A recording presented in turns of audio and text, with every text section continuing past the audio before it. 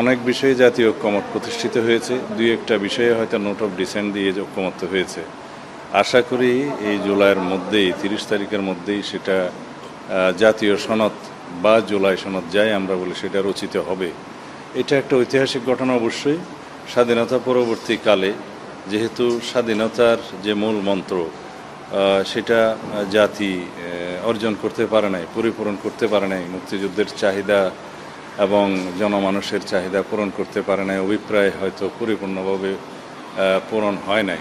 সেই জন্য এবার আমরা আশা করি যে জাতীয় ঐক্যমত্য কমিশনের মাধ্যমে যে সংস্কারগুলো, আইনি সংস্কার, সাংবিধানিক সংস্কার এবং রাষ্ট্র কাঠামো সংস্কারের যে প্রস্তাবগুলো ঐক্যমতের ভিত্তিতে গৃহীত হচ্ছে এবং সেটা বাস্তবায়ন হলে অবশ্যই আমরা আমাদের কাঙ্ক্ষিত, আমাদের শহীদের রক্তের আকাঙ্ক্ষা এবং প্রত্যাশা অনুযায়ী, জনপ্রত্যাশা এবং জাতির আকাঙ্ক্ষা অনুযায়ী আমরা সেই রকম একটি রাষ্ট্র, সমাজ কাঠামো এবং সরকার ব্যবস্থা বিনির্মাণ করতে পারব।